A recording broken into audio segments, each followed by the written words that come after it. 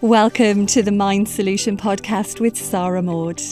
The Mind Solution Podcast is for leaders like you who are passionate about well-being in the workplace because you understand that a strong, resilient and happy workforce is the key to your organisation's success. The Mind Solution Podcast is here to help you. So join us every week where we'll share with you powerful insights, strategies and know-how to ensure that your people and your organisation are truly thriving from the inside out.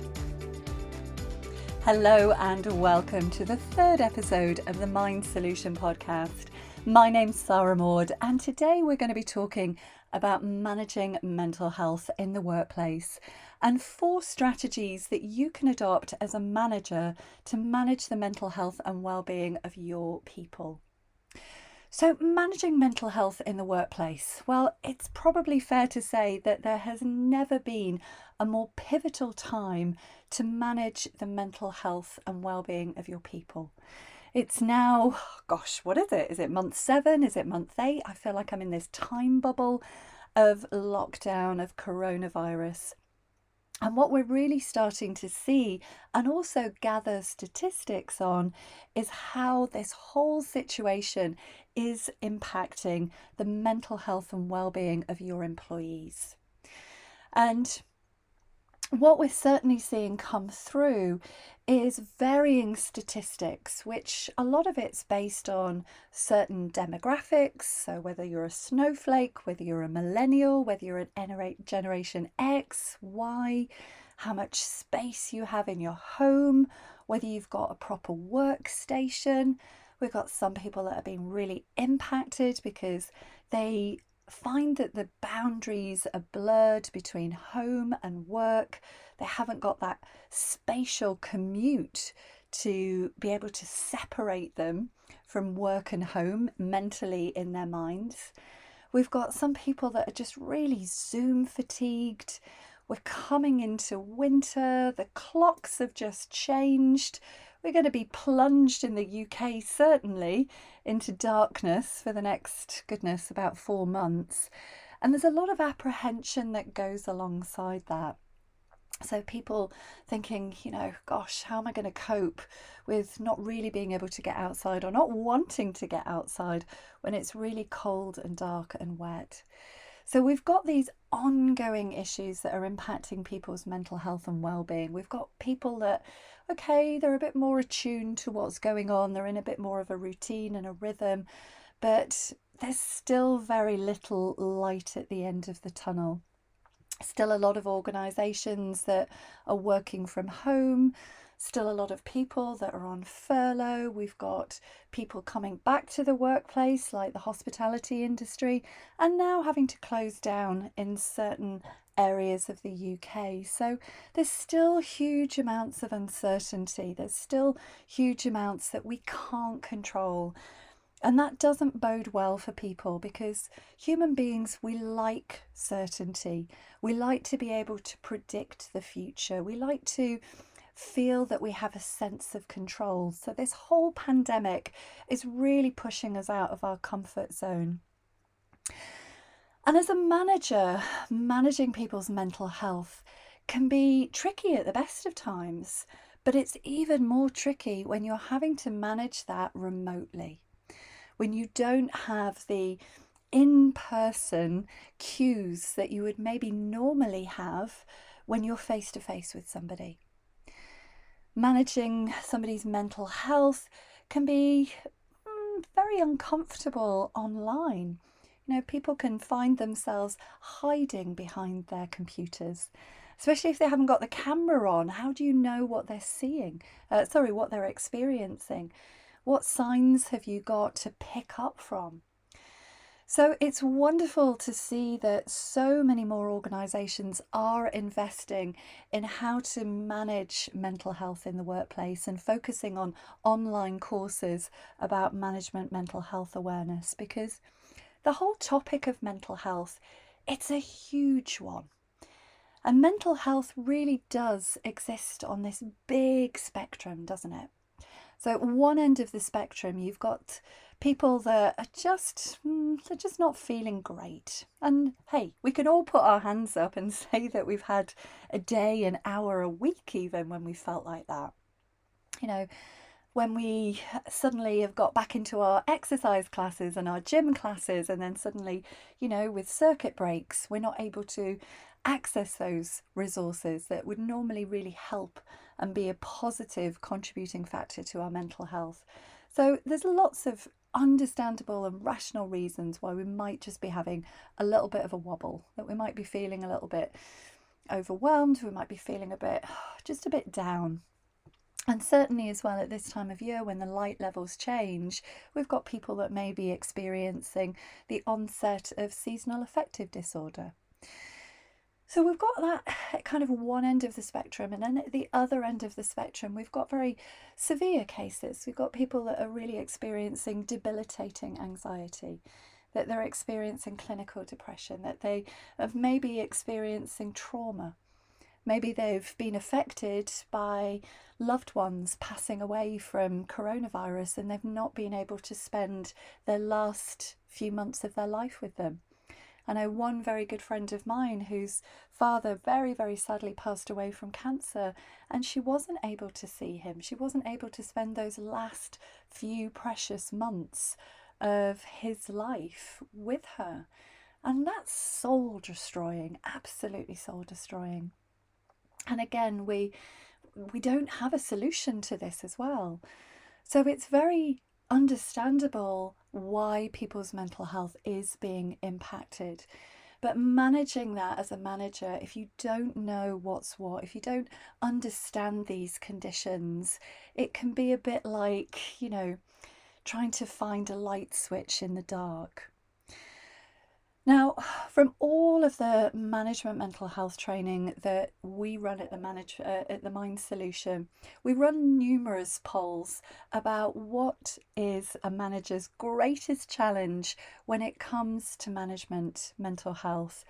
And every single time, fear is the biggest one. Now, that might be the fear of getting something wrong. It might be the fear of making something worse. So the fear of having a conversation with somebody about their mental health, about their well-being, about something that they've experienced, their team members experienced, and this fear of, oh gosh, well, if I ask a question, is it going to suddenly tip that individual over the edge? Are they suddenly going to have a meltdown because of something I ask them? That fear that stops them from maybe probing a little bit deeper. A fear of, well, actually, maybe the questions that I'm asking are a bit too personal. This fear of, well, I don't actually know what to say. And when it comes to fear, if we think about fear, the fear is fear stops us in our tracks. Fear is about our survival response. It's the classic fight, flight, freeze response.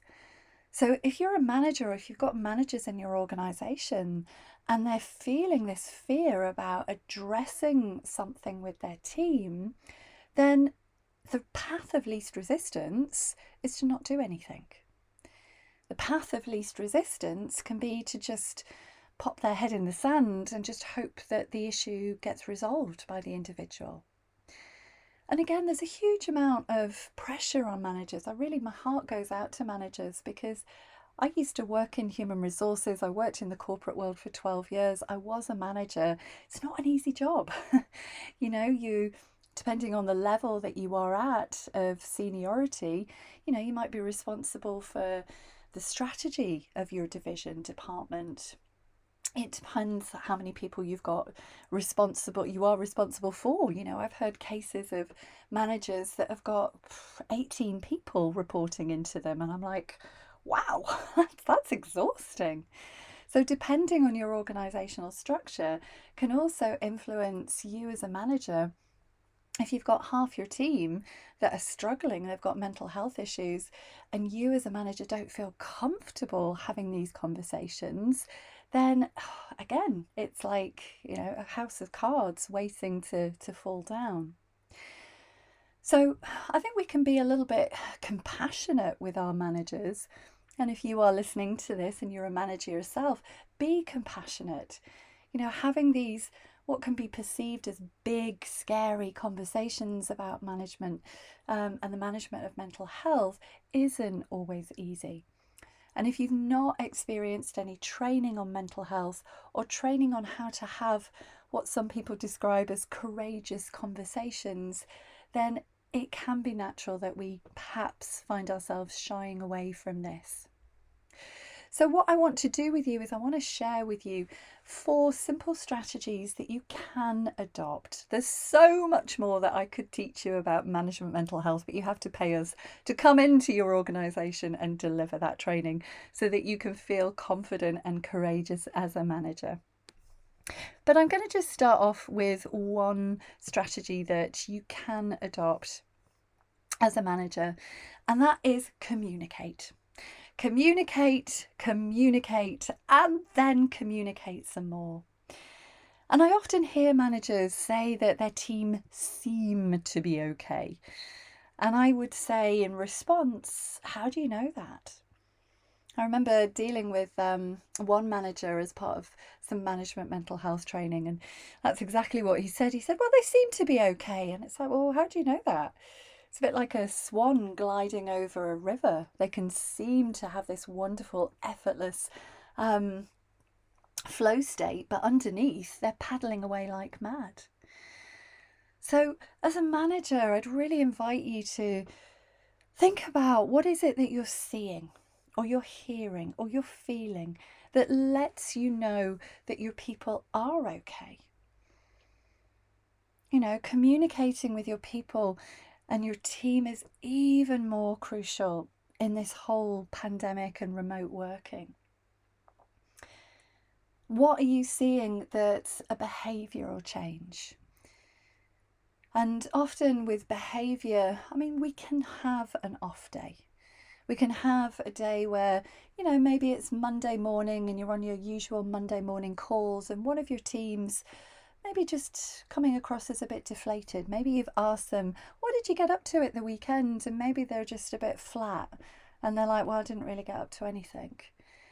And actually, maybe the fact that they didn't get up to anything, maybe they didn't have an opportunity to have any interaction, that they didn't have any human contact. Maybe they live on their own. Maybe they just felt, oh, God, just fed up of this, which again, it's a really normal human reaction. Does that mean that they've got a mental health problem? No, not necessarily. But if they continue to feel that way, then is their overall mental health and well-being potentially going to be impacted? Yes. So it might be that they come across as a bit flat, a bit deflated. Maybe they've kind of not got that usual energy in their voice that they would normally have. And you can then just pick up with them separately and just say, you seemed on the call a little bit flat and I just want to see, just check in. And depending on the relationship that you have with your team, sometimes, it takes time to build up trust. And a relationship, and I'll come on to trust in a moment, but relationships are everything. Depending on the relationship that you have with that person, they might feel initially uncomfortable opening up, but we shouldn't let that put us off. So it might be that you do just say, okay, well, I'm here if you want to talk. And again, it's about continuing to pursue that. So don't just assume that once you've had that conversation that all's fine and dandy, you've ticked that off the tick box, you've checked in with them and that's done and dusted. Because emotions and moods, they can fluctuate, can't they? One day we can be feeling quite flat and the next day we might actually have a really good day. We might have a good night's sleep, we might get outside, we might get some exercise, we might listen to some inspirational talk, podcast, TED Talk, and start to turn things around in our mind so that we feel in a better place. So I would say absolutely keep communicating with your team and keep communicating consistently. Number 2, picking up on what I said there, trust, building trust. This is so key. And this is one thing that we talk about in our management mental health training program, is how to build trust, both consciously and unconsciously. And one of the biggest ways that you can create trust is also through being vulnerable yourself. And I hear a lot of managers that say that their behaviour is manager-led. So if we want people to feel that they can come to us, that they can speak to us, they can talk to us, then what is it about us that we're projecting that creates that unconscious understanding that I'm safe to be vulnerable with my manager, that I can trust that my manager's got my best interests, that if I speak, then I'm not going to be judged, I'm not going to be discriminated against. Now, that doesn't have to mean that you as a manager need to bare your heart and soul. That's not what I'm saying here. But we are all in this situation together, globally. I think that's reasonable to say. Now, we might be having a different relationship with this situation, but we are all in this situation. And we are all going to have days that are a little bit more trying than others. So I would invite you, when you are talking to your team, to also think about actually what can you do to share your own vulnerability. To say, you know what, I felt like that at times too. And there's been times that I've really struggled. There's been times that I've felt a bit like, there's so many plates to keep spinning and I'm so stretched that it's been really hard for me to sleep. Or maybe, I recognise what you're saying. I felt quite overwhelmed as well. And, we have all of these campaigns, these very well-meaning campaigns about it's time to talk. But particularly in the UK, we don't really have a very strong culture of talking about how we feel. There's that analogy of the stiff upper lip, the British stiff upper lip. Feelings? Oh no, nothing to see here. Move along, sweep it on under the carpet.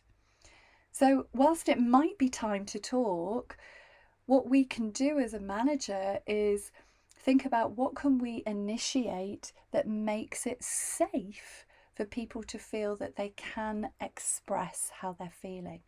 Because expressing how you're feeling, putting your hand up and saying, you know what, I'm not okay, takes huge amounts of courage. And I've heard some horror stories, absolute toe-curling stories about when individuals actually have put their hands up and the response that they've got from their manager. Even recently, actually, I was talking to a manager who works for one of the big banks.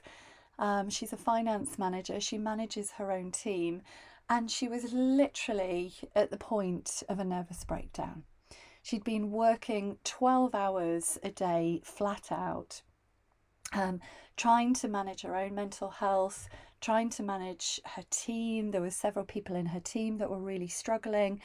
And her manager was very much, I think, probably under pressure herself. Her manager just kept communicating, you need to do more, you need to do more, you need to do more. So this particular individual, she's just had her foot on the gas for so long in a way that's so not sustainable. But her fear that kept her in this holding pattern of do more was, well, if I scale back on my hours, if I say to my manager I can't cope, then there's going to be consequences. And what happens if I say I can't cope? Does that mean that I'm going to be put on performance management? Does that mean that I'm going to potentially lose my job? All of these questions that appear in the mind. So I encouraged her and I said, it's really understandable why you're feeling the way that you feel, and it's not sustainable. And actually, if you do carry on the way that you are going to have a nervous breakdown.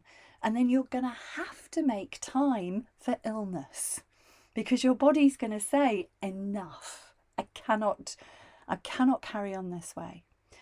So let's try and do what we can to put some adjustments in so that you don't reach that breaking point. So she did have a conversation with her manager, And unfortunately, she didn't get the response that we would have liked. Her manager just said, "Well, I think you should have told me before now," in a very uncompassionate, unempathetic tone. So, this individual who has been putting her heart and soul into her work is now feeling very disengaged.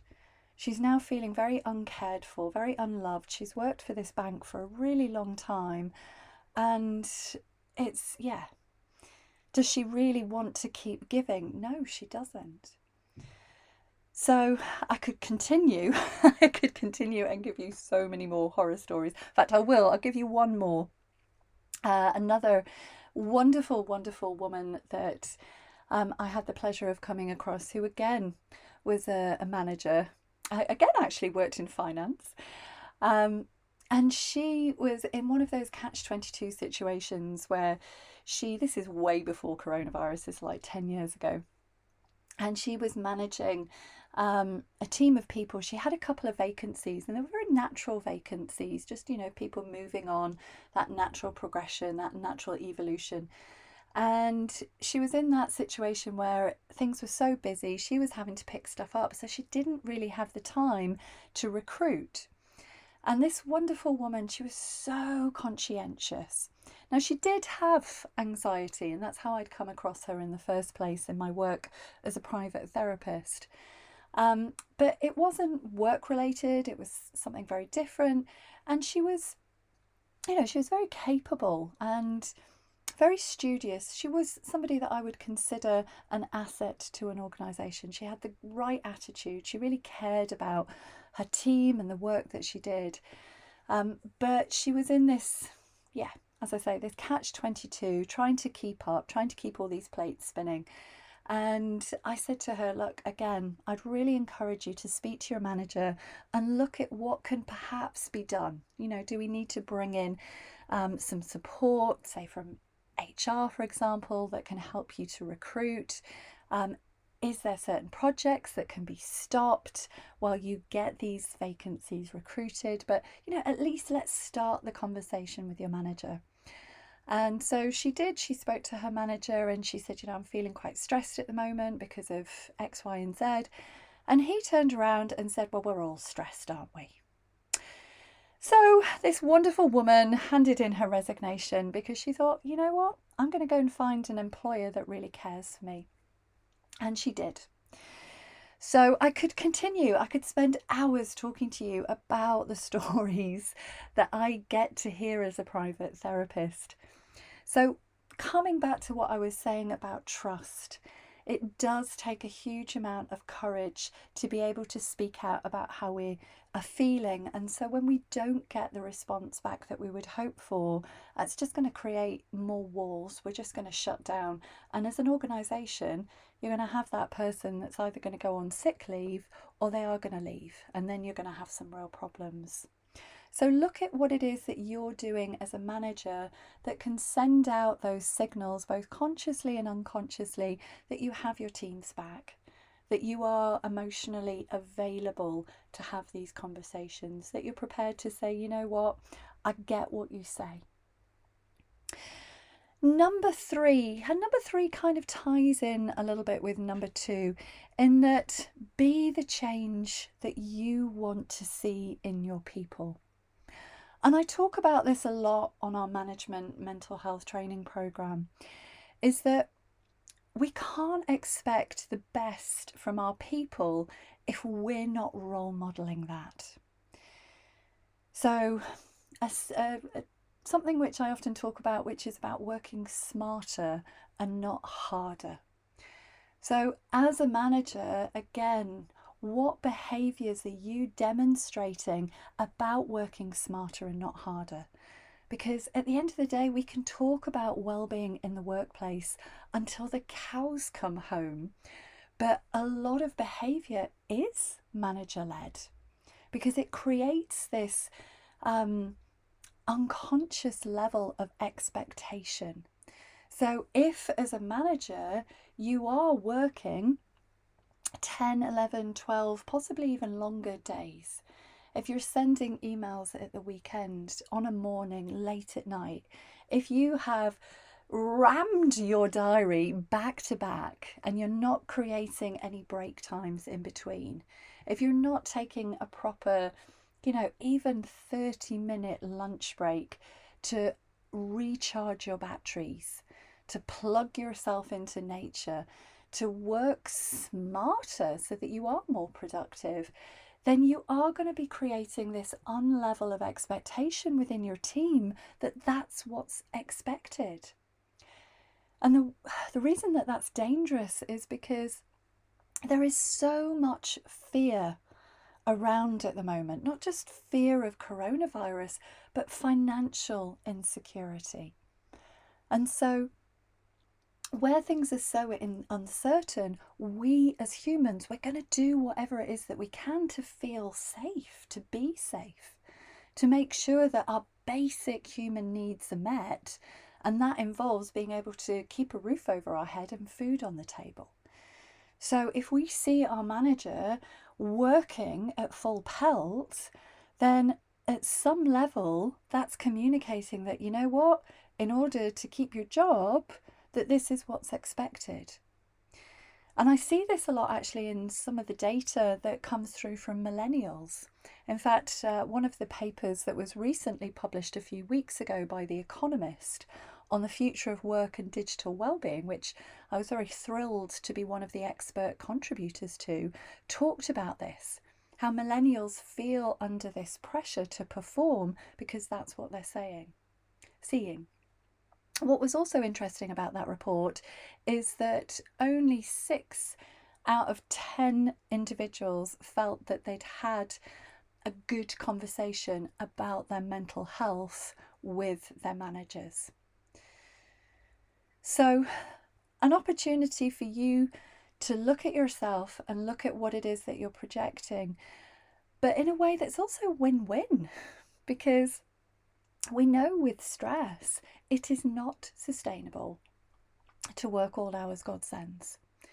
It's not sustainable to keep our diary chock-a-block and not put in any ultradian dips where we can allow one hemisphere of the brain to flow into the other, which is a very natural cyclical brain pattern.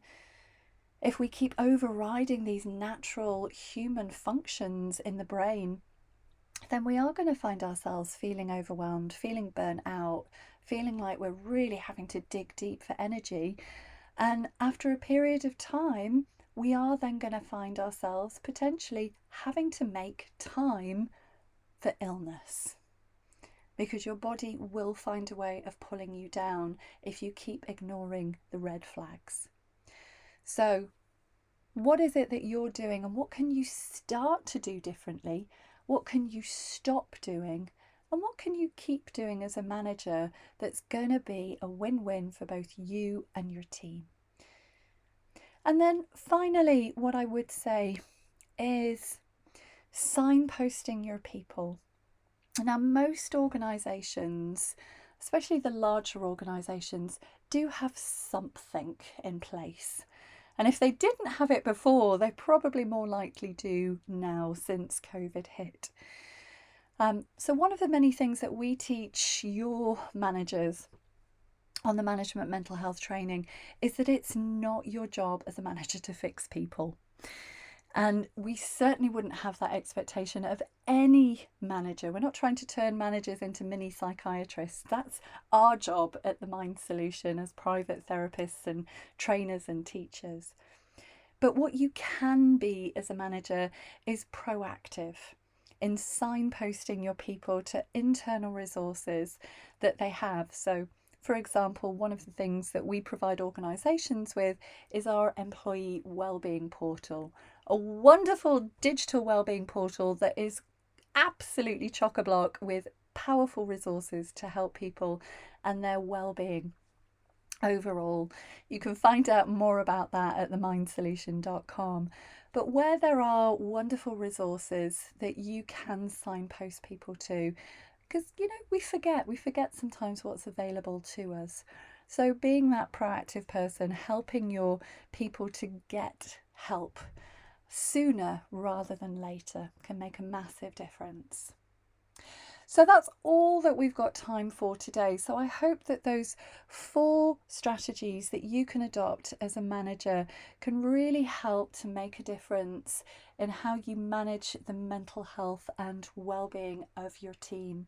If you are an organisation that would like to invest in online management mental health training, we have a fantastic digital solution, because we're obviously not in a position to be doing face-to-face management mental health training at the moment. So do get in touch with us.